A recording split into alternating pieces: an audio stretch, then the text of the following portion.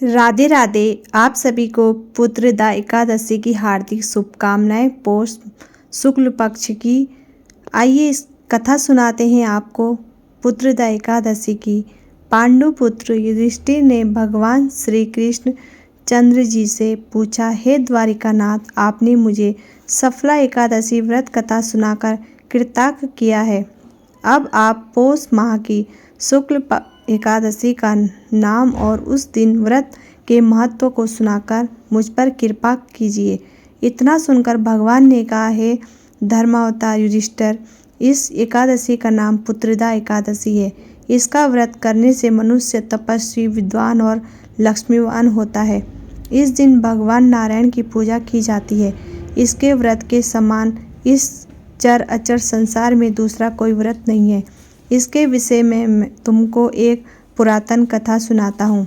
भद्रावती नामक नगरी में सुकेतुमान नाम का एक राजा था। उसकी पत्नी का नाम शिव्या था।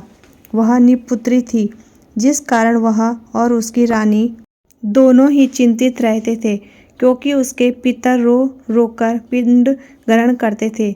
राज्य में बंधु बांधव, धन, हाथी, घोड़ा आदि सब कुछ होते हुए भी राजा के मन को संतोष नहीं होता था। इस सबका कारण केवल एकमात्र राजा का निपुत्री होना था, क्योंकि मरने के पश्चात कौन पिंड देगा। जिस घर में कुल दीपक पुत्र ना हो, उसका कल्याण कठिन है। उस घर में सदैव अंधेरा ही रहता है। इसलिए मुझे पुत्र की प्राप्ति का प्रयत्न करना चाहिए। इस प्रकार वह राजा सदैव विचार किया करता था। इस बात से अति दुखी हो राजा ने एक दिन आत्मघात कर शरीर त्यागने का विचार किया, किंतु आत्मघात करना पाप है। यह सोचकर एक दिन राजा बिना कहे राजपाट को छोड़कर वन के लिए चला गया।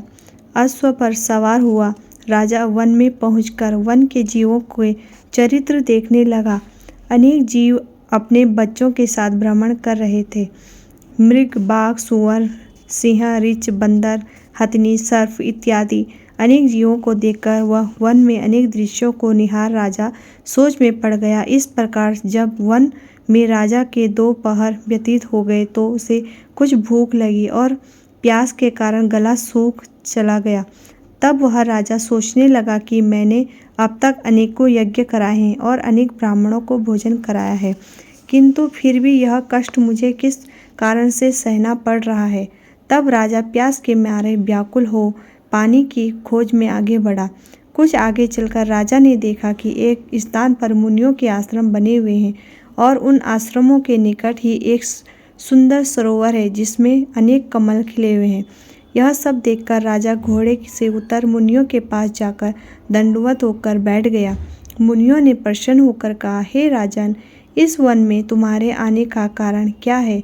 राजा ने उत्तर देते हुए कहा, हे मुनि, आप कौन हैं और इस वन में निवास करने का क्या कारण है? मुनियों ने उत्तर देते हुए कहा, हे नृपुत्र, हम लोग विश्वदेव हैं।